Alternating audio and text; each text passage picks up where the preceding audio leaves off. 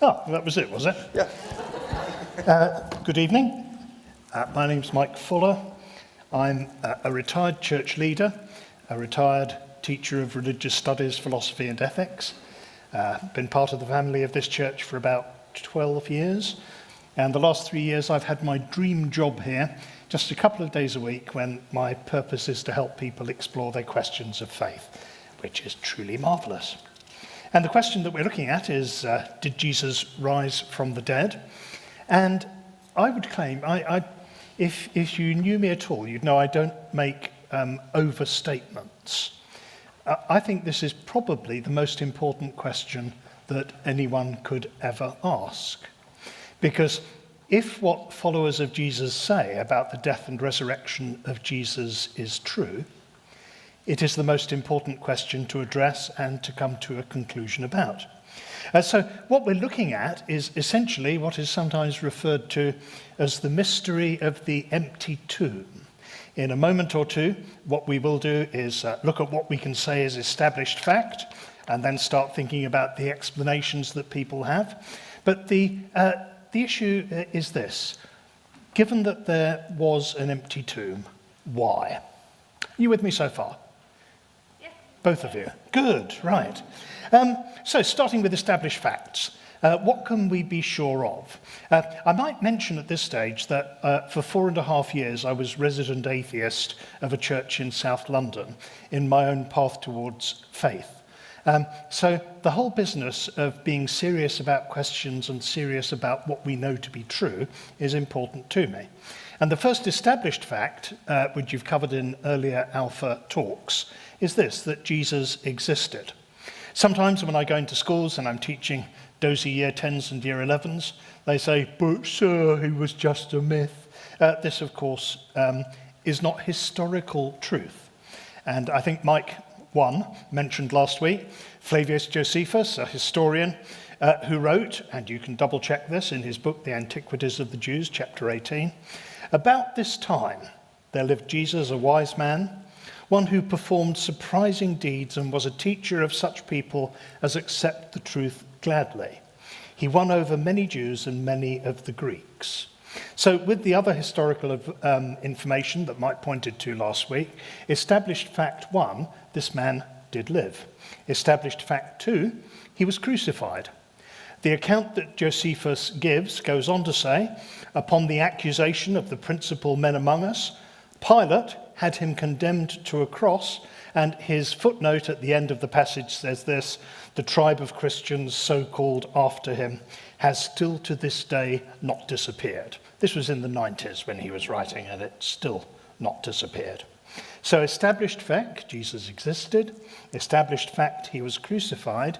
Established fact, there were very, very early claims that he had been raised from the dead. Sometimes people who have not studied things come up with wild statements about this must be a myth which grew decades, hundreds of years later. But there are documents that form part of our Bible, authentically dated to be within 20 to 25 years of the death and claimed resurrection of Jesus, that talk about Jesus being raised from the dead. So this in historical terms is astonishingly close. My wife and I have been married 40 years. Don't try and tell me that I can't remember my wedding day. That sort of time frame is easily rememberable. So there are these documents within living memory, and here's one of them. It's in a letter that Paul writes to a church in Corinth, probably about the year 52, and he writes this. Christ was buried, was raised on the third day according to the scriptures. He appeared to Peter and then to the 12. After that, he appeared to more than 500 of the brothers at the same time, most of whom are still living, though some have fallen asleep. Then he appeared to James, then to all the apostles, and last of all, he appeared to me, also as to one abnormally born. He was a bit of a humble character sometimes, Paul was. So he's talking about events in around the year 52 that were 20 years or so beforehand, and there were still living witnesses to what was being claimed. Established fact 3, there were early claims that Jesus was raised from the dead. We're going to look at possible explanations of that in a couple of minutes' time. Established fact 4, nobody could produce a body. And as we'll see in a little while, there were people who wanted Jesus silenced from the religious point of view because he was upsetting the religious system. From the state political point of view, he was a threat to peace and Roman control. Once the stories started that this person who had been properly and authentically crucified was alive again, all of those influential people would have loved to have produced a body.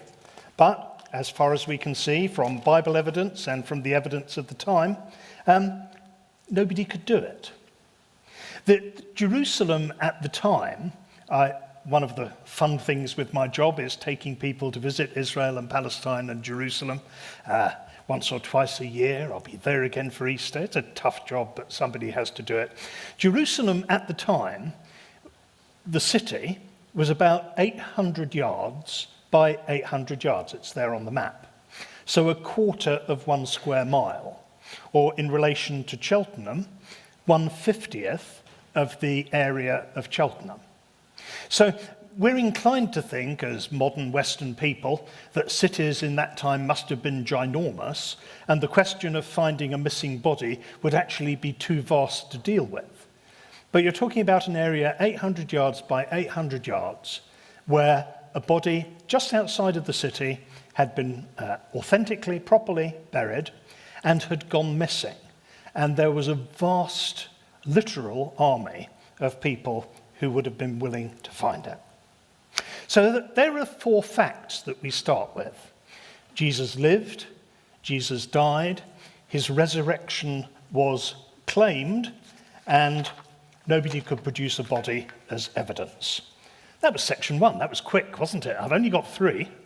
So even though I'm a Baptist and I deal in Baptist minutes, I'll get to the end quite quickly. So we're moving to section 2, explanations. And as you can imagine, over the years, people have looked at this issue, this extraordinary claim that somebody who had been authentically deaded had been brought back to life and walked around talking with people.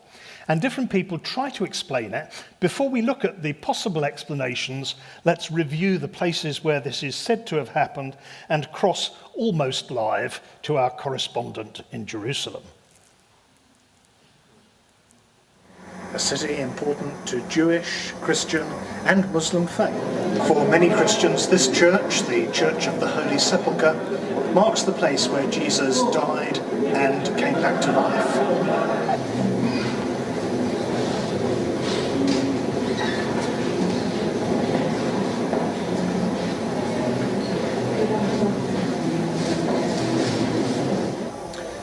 Other Christians think this might be the place, the Garden Tomb. It's certainly possible, and at the very least it does help us to understand better what the tomb of Jesus would have looked like then. So those are the possible settings. Excuse me being pretentious for a moment. I've just published a book for people who travel to Israel to see the sites there, and one of the features of it is a 1 to 5 star rating on the historical possibility of the places that are claimed to be that is where Jesus did it. And what I want to underline to you this evening is this. There is no serious debate as to whether Jesus was crucified. The only exception to that would be our Muslim friends, and they say on the grounds of a revelation that it is claimed was given by Allah to Muhammad in the 7th century, that the Christian story is untrue. But that's given on the basis of a claim of revelation, not on the basis of history, and we've looked at history. There's no debate that Jesus was crucified. There is no debate, even from people like Richard Dawkins, that Christians have claimed over the years that Jesus was raised from death. The questions that do remain are, we won't look at this one tonight, where it actually happened, probably the first one. The magnificent church, which to my view has rather spoilt the experience. But you can debate where it happened, but here is the fundamental question for us tonight. Are the claims that Jesus was raised from death plausible? Some possible explanations. First this, Jesus didn't die. As my slightly cheeky little graphic in the corner suggests, perhaps after crucifixion he was just feeling a little tired and weak. And after a little bit of sleep, tucked away in a tomb, he regained his strength, popped the boulder out of the way, leapt out and persuaded people that he was alive. Excuse my cynicism, but Roman soldiers were experts at crucifixion. Elsewhere in his writings, Josephus talks about how it's done. It'd be a team of 4 grunts and 1 officer responsible for the crucifixion. There was a set procedure as to how it would be done. And to make sure that the person who had been sentenced to death died, it was part of the routine to stick a spear in. If you watch some of the medical forensic programs, you'll be familiar with the concept of blood spatter. And you'd stick a spear in the person who had been crucified to see if arterial blood was still pumping through the body. If you were going to be crucified by Roman soldiers, you would die. You wouldn't just feel that you'd had a bad afternoon and recover from it. To make sure, they would often break the legs. They were so confident Jesus was dead that they didn't. And they also had an incentive for the team that was responsible for crucifixion. It was a very simple incentive. If the person that you are tasked to execute does not die, you do. So the explanation that he didn't die, for me, does not hold up. Next explanation, the story is fiction. Well, the story, as you'll have heard earlier, was recorded very early on. Mark's Gospel written maybe 30 years after the time of Jesus, while there were still living witnesses. And here is what for me is just on its own the knockdown death blow to the claim that this story is fictional, has been made up. The Bible consistently records the first witnesses to the resurrection as women. Of course, we'd be perfectly happy with that in our enlightened age, but in that time and culture, if you wanted a reliable witness, firstly you had to have 2, and secondly they had to be men. No exception at all to that in the society in which Jesus lived.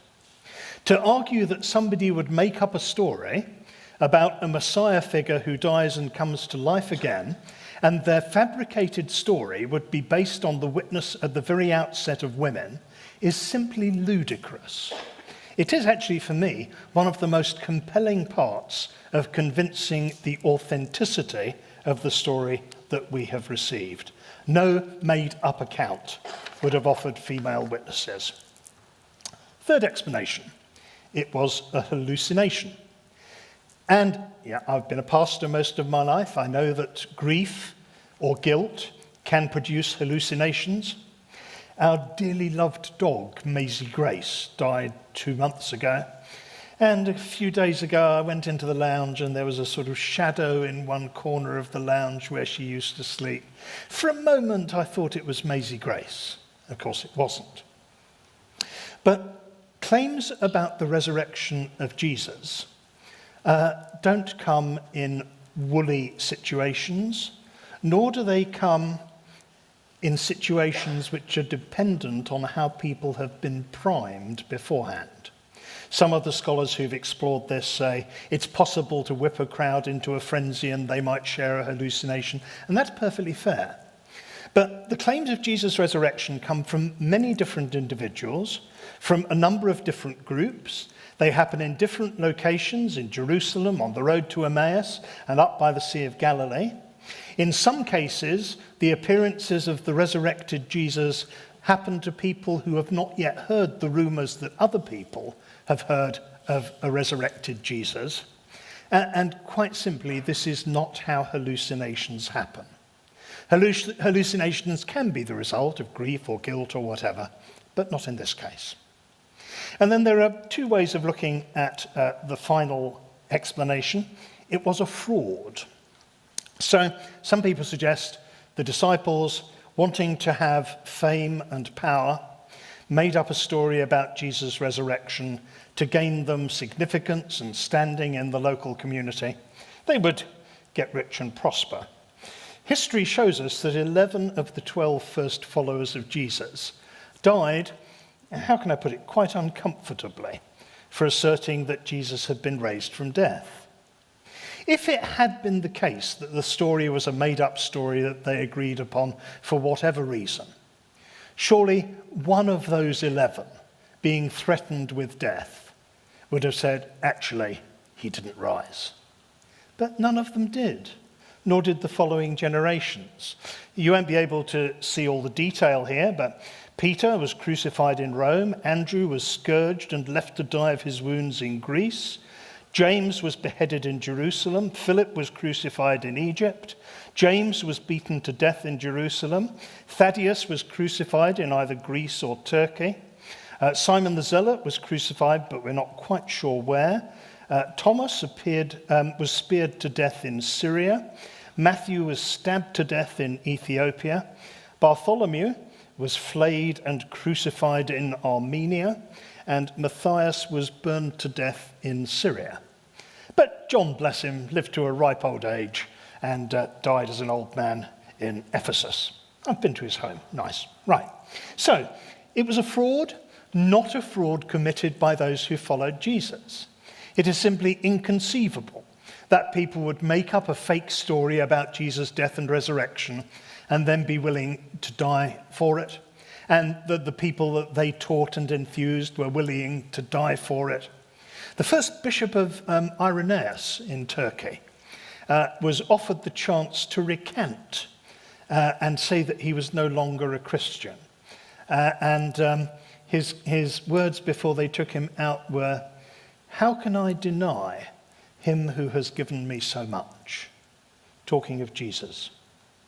So maybe it was the local authorities. Maybe it was the Romans. Maybe it was the religious leaders. But nobody else had any motivation to steal the body. Again, you know from your television crime viewing, you always want to know who has a motive. Who had a motive to steal the body of Jesus? It did not have any value. Stealing it created a problem for the leaders. In fact, both the political and religious authorities had every motive to produce this body, and they could not do it. And the site where the body was buried, whichever of the two I showed you at the beginning it was 800 paces from the furthest, most distant part of the city. Everybody knew that the body had gone. Everybody. Because it couldn't be produced. Section 1, what's established as fact. Section 2, the explanations people bring. Thirdly, and you'll be glad to hear, lastly, some evaluation. So many people have been persuaded by the story. The first followers of Jesus were persuaded, and if you've read the Bible story, you'll see that before the resurrection and the coming of Pentecost, they're hiding away and fearful. Something happens to change them from people who would run away when Jesus was arrested to people who are willing to die the most painful death. And also alongside that, and I've reflected on this as a teacher of world religions, they changed their faith from a convinced Judaism. And if you have any Muslim friends, I hope you do, a Muslim will be absolutely convinced that God could never, Allah could never appear in a human form. Simply just impossible for God to do that. For Jewish people in the time of Jesus, they believed exactly the same. That's why the religious authorities were so upset by the claims made by Jesus' followers that he'd been raised from death. So for people in that culture, convinced Jews who absolutely knew beyond a fact that God could not come and live in human form and could not by God's power be raised from death, to come to that conclusion, something very, very powerful must have happened to bring them to that place. In my view, the resurrection. Millions since have been persuaded. Now, that's not that valid an argument, because people are persuaded of stupid things all the time, but there is still something to put into your balance of for or against faith, that so many good people have been persuaded that Jesus was and is God. He not only died on the cross, he was raised from death. There's one particular individual I might draw attention to amongst those many millions. When I first started to attend Carshalton Beach's Baptist Free Church at the age of 15, and at 16 on my BSA Gold Flash 650 twin, I was a convinced atheist. I argued with them for 4.5 years. Sometimes I won arguments, but I could not get around the love that I saw in the people that I met there, the person of Jesus, and the astonishing story of his death and resurrection. Millions persuaded, critical thinkers persuaded. Some people have set out to write books to show the weakness of the arguments for the resurrection. First one, Frank Morrison, wrote a book called Who Moved the Stone quite a few years ago now. His intention when he started researching the book was to show how incoherent the claim of resurrection was.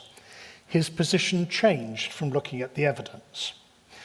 Norman Anderson was a prominent lawyer who thought he would bring his legal skills to look at the evidence that is offered to support the claim of the resurrection of Jesus.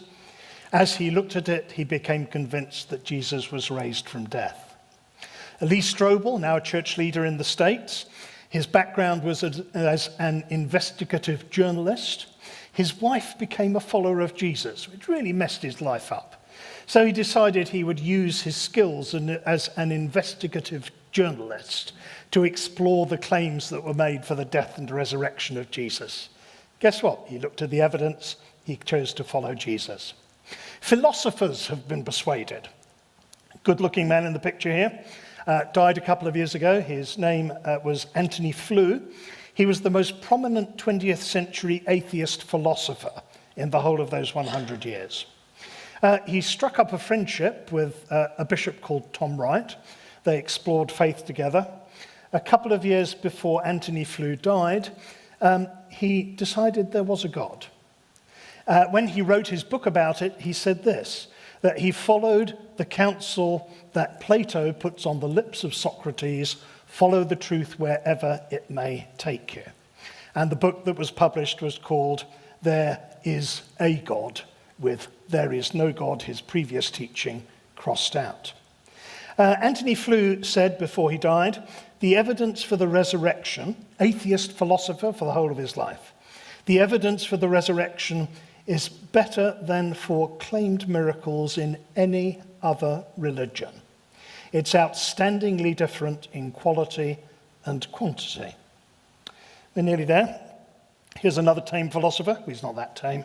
His name's Richard Swinburne. He's Emeritus Professor of Philosophy at Oxford.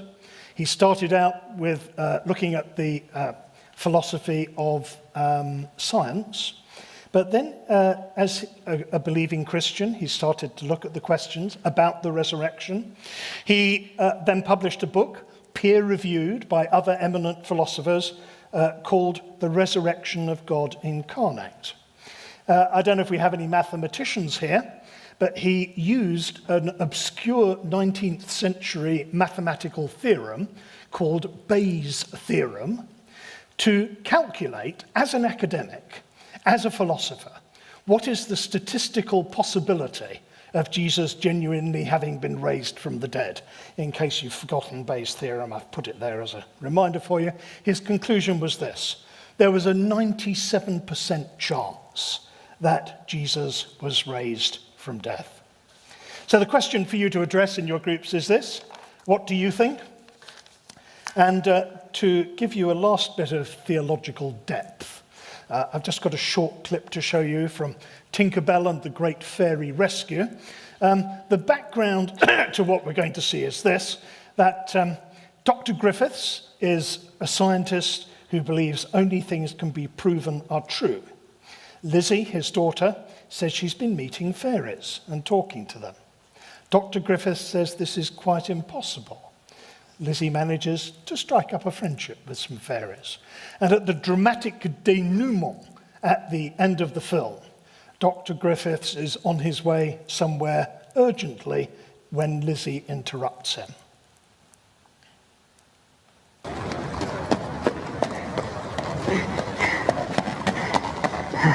Father! What in the world? Father, stop! Don't take her in there!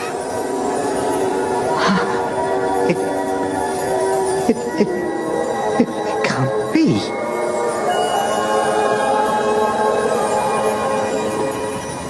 Lizzie? You're lying. Yes, I am! But how? How are you doing that? My friends showed me how.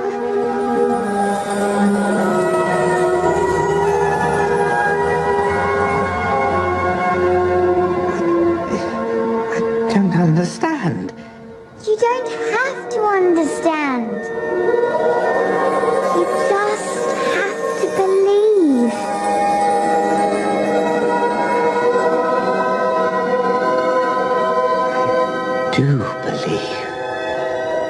I do believe. So here's the deep theology. You don't have to understand, just believe. But look at the way that that scene is put together. Dr. Griffith is not being asked to believe against his best understanding. He's not being asked to make a blind leap of faith. He's being asked to believe that what he previously thought was impossible is possible, because the evidence of people that he trusted and knew and could rely on was so strong. And that is the challenge that I want to put to you as you come to your discussion. Arthur Conan Doyle puts on the lips of Sherlock Holmes this quotation: "When you have eliminated the impossible, whatever remains, however improbable, must be the truth."